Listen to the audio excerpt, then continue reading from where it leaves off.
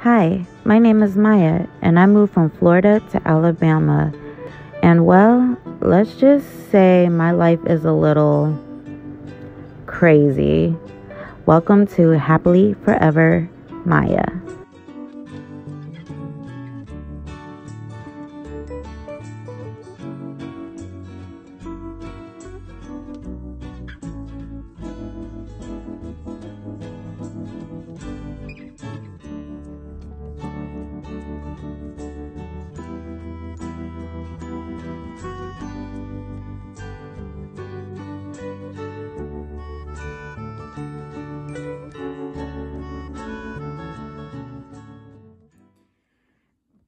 Hey YouTube, it is currently Sunday about 3:08 p.m. and today is like really not my day. I don't know what is going on with me.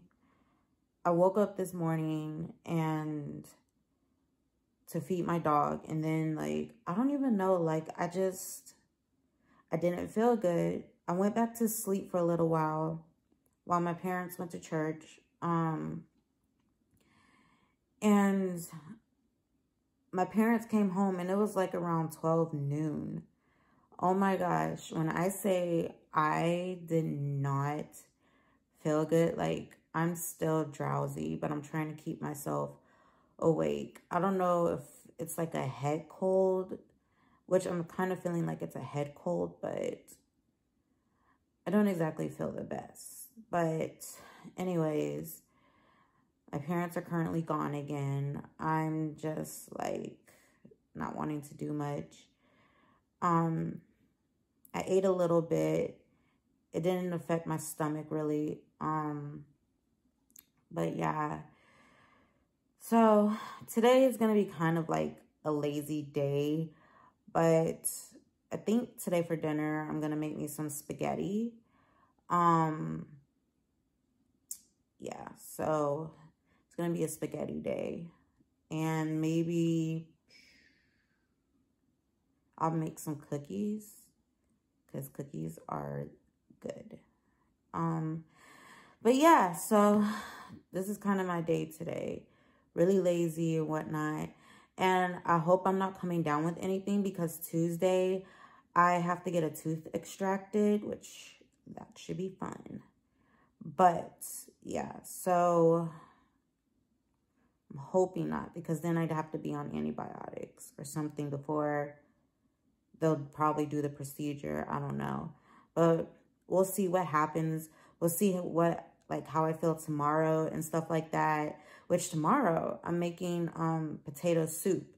So I'll probably vlog that because I can't really eat anything. So I'm gonna make some potato soup tomorrow. I gotta go to the grocery store and get like a few things that I'm going to need. But yeah, it should be a good soup that'll help me get by, because potatoes, did I say tomatoes before? Potatoes are like really filling and they're easy to eat when you get a tooth extracted. So I figured, hey, why not do potato soup? Because it's even easier to eat and it's delicious and I'm sure it's very filling. Just not going to put the bacon chunks in there, but yeah. Abu is currently on the back patio and he's enjoying the cool air. I'm sitting here like freezing, no fan on, nothing, even though it's only like 60 something degrees outside, but yeah. So yeah, I'll check in with you guys later when I get ready to make my spaghetti. Okay, so what I'm thinking I'm going to do first, that everybody should do, is I'm going to wash my hands. Ignore the dishes in the background. I'm going to clean it. Yeah, so let me wash my hands.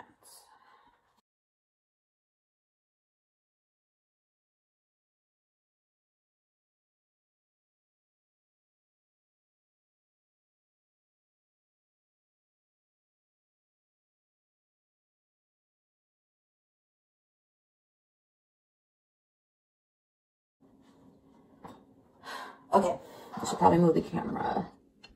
to up here.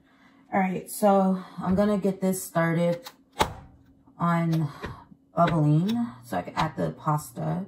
I'm gonna add just a little bit of sauce. So, and I'm sorry, this is like right here, it's the microwave. Yeah, YouTuber drama. There we go. So I'm gonna add some salt to this water. So then it gives a little flavor. I'm just gonna use regular salt. I don't really care right now to use sea salt. So just add some salt to it. Perfect. And like I said, I'm probably just gonna do an Alfredo type sauce to this. So yeah. So let's see here. And I don't use flour when I make Alfredo sauce because when I use cheese, it actually like thickens up the sauce.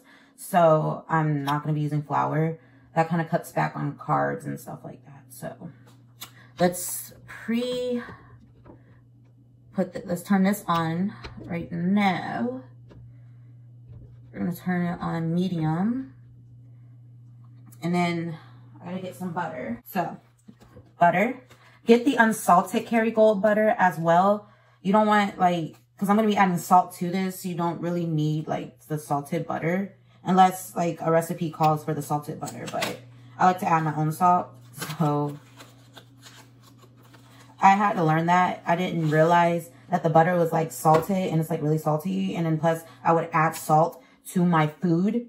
And it came out as dang near heart disease. So it was really hard to eat, I'll tell you that much.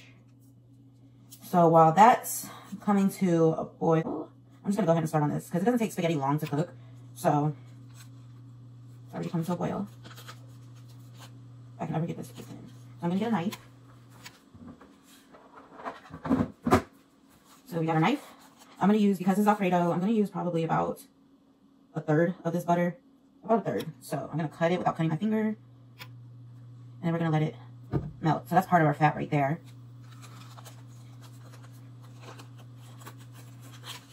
This is part of our fat. I'm no chef. I don't know what I'm talking about. I barely know what I'm doing. I'm making something up. Literally. I'm making something up.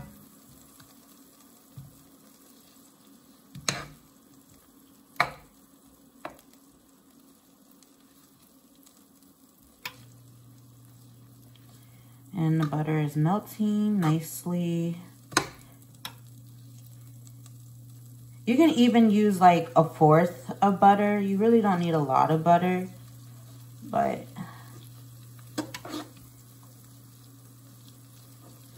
so you don't want your butter to get brown.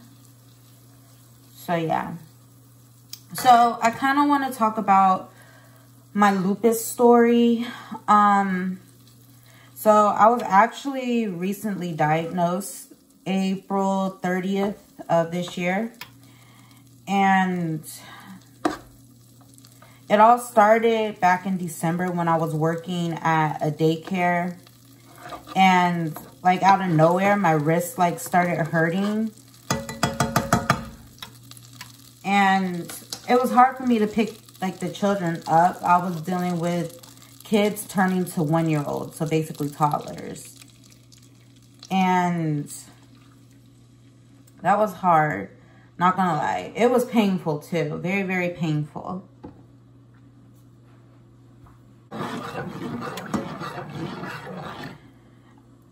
I remember like I was getting like sick and I was just starting at this job. So it was bound for me to get sick because I already had an autoimmune disorder called NMO, neuromyelitis optica, which that's a whole nother video because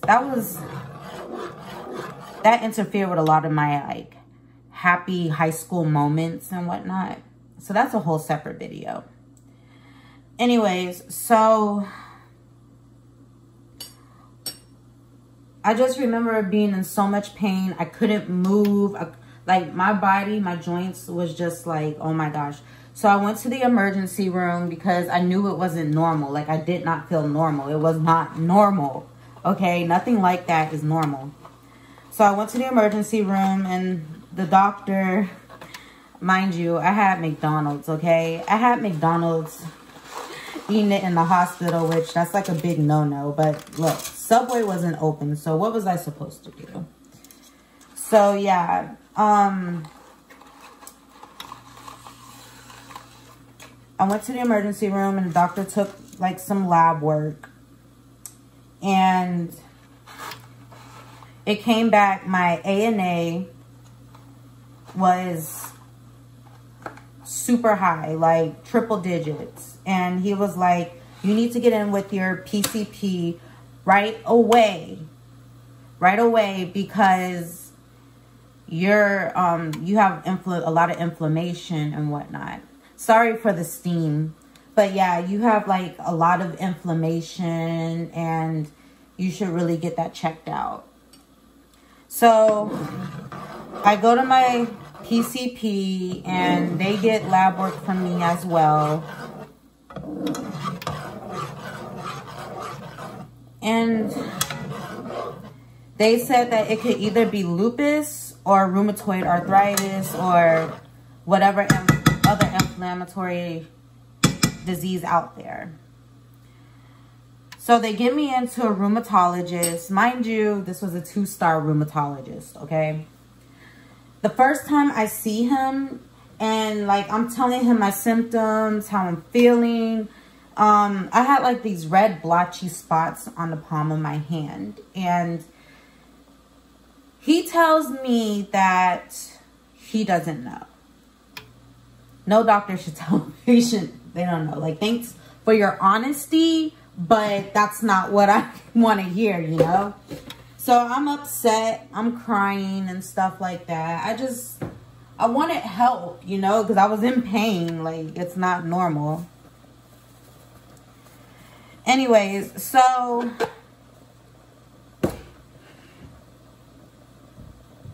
around April of this year, I finally get a diagnosis of lupus. And it took a lot of lab work and whatnot because for some reason, I didn't know all labs didn't do that do that exact test or whatever. And I had to go to this special lab just to get basically the same results. But I have a mild lupus, a very, very mild lupus. But my SSA, which is Sjogren's syndrome, once again, sorry for the steam. The Sjogren's syndrome, which is dry mouth, dry eyes, which is why I have to get another tooth extracted, because dry mouth can actually cause,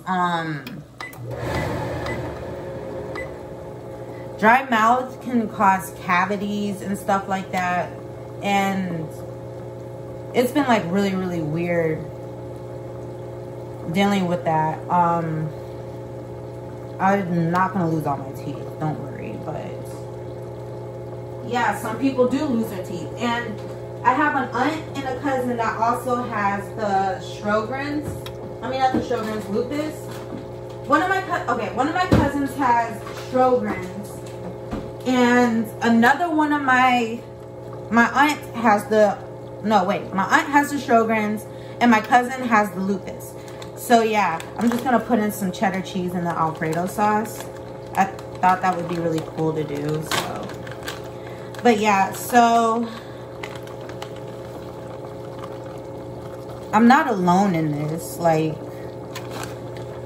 I have family that deal with it and I can go to, which not everybody is fortunate enough to have that, and have that, like, someone that understands them. But I am grateful, sad to have somebody else in my family go through it, but I'm grateful that I do have somebody to lean on.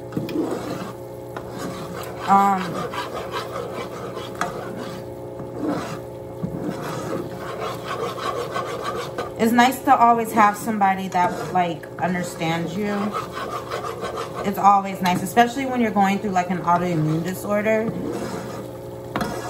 Because people think, like, some people think that you're faking when you're dealing with something. And this kind of looks like a mac and cheese almost.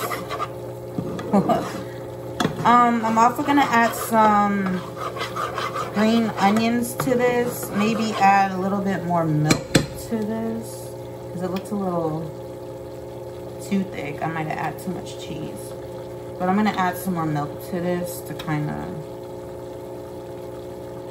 And I don't really like Kraft cheese. I'm more a Velveeta girl because of how it like is. It's like, I don't know. Velveeta seems more real.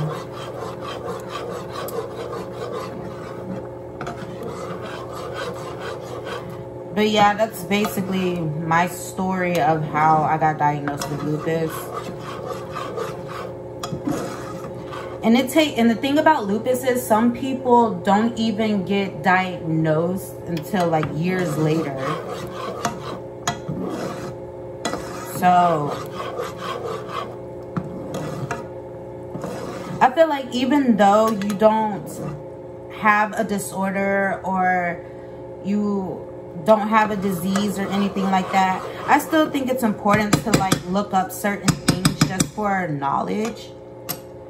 Because a lot of times when people tell you something like, oh, I have this or I have that, you know, and people like don't believe you, people should really do their research and see that, no, when somebody's telling me this, they're not lying. Like this, like it's serious, because lupus can affect your organs, you know, like your kidneys, your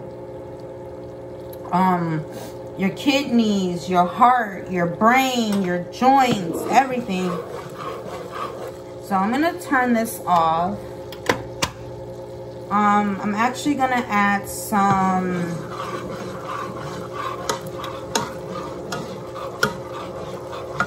I want to add some green onions to this because I feel like it would taste really good to have some green onions. I'm gonna put this stuff back in the fridge.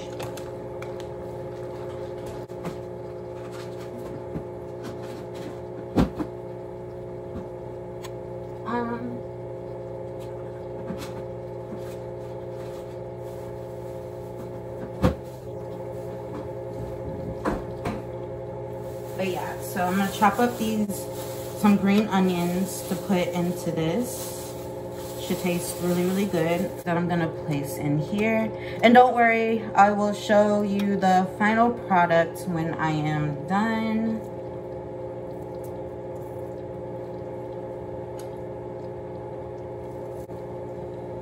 To the sauce, if I even got it, you know. I think my pasta is done.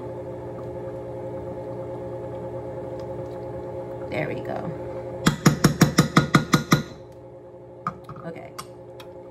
So we're gonna strain the pasta and then I'm gonna put it in this sink. This all the way. We're gonna strain this.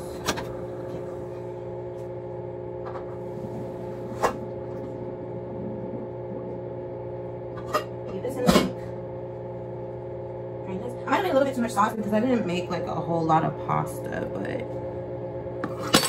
oh no, that might be good. And we're just gonna mix this up.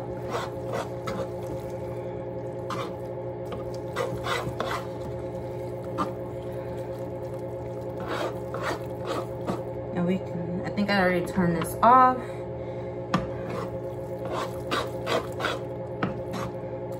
And I will show you the finished product.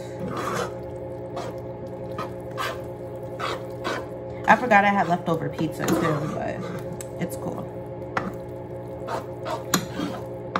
Oh, this looks so good. So good. Alright. This has no red sauce, so because I'm not a huge fan of red sauce, but the pasta looks super good. So yeah, I'm going to eat. And probably in today's vlog here, since I'm not feeling the best, but I will definitely be back tomorrow when I make my potato soup and all that kind of stuff, see how I'm feeling tomorrow. And yeah.